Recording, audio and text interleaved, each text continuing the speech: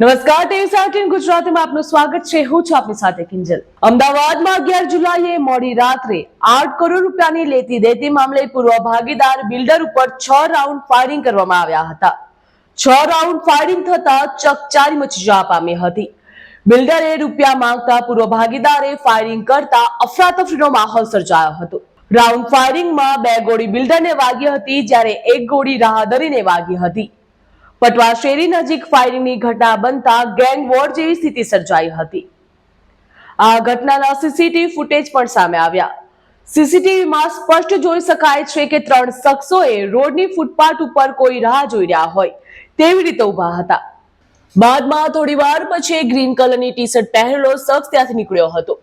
થોડીક જ વારમાં એક પઠાણી કુર્તો પહેરેલો શખ્સ સાઈડમાં દિવાલ ઉપર કોઈ દંડા જેવી વસ્તુ લઈને એક્ટિવાની બહારની સાઈડમાં મૂકે છે. રાયગઢ પોલીસ લાઇનમાં આવેલા સિફા રેસિડેન્સીમાં રહેતા સોજીનાબાનુ પઠાણે કારંજ પોલીસ સ્ટેશનમાં ફરિયાદ નોંધાવી છે. ઝરુરુદ્દીન નાગોરી વિરુદ્ધ ફાયરિંગ તેમજ હત્યાના પ્રયાસની ફરિયાદ કરવામાં આવી.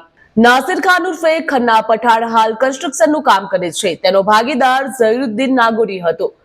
બંનેએ વર્ષ 2018 થી 2021 સુધી સાથે કામ કર્યું, પરંતુ રૂપિયાની લેતી દેતી મામલે તેમની ભાગીદારી છૂટી થઈ. નાસિર ખાન અને ઝરુરુદ્દીન વચ્ચે રૂપિયા લેતી દેતી મામલે બબાલ થઈ, જેમાં ઝરુરુદ્દીન નાસિર ખાન ઉપર 6 રાઉન્ડ ફાયરિંગ કર્યું.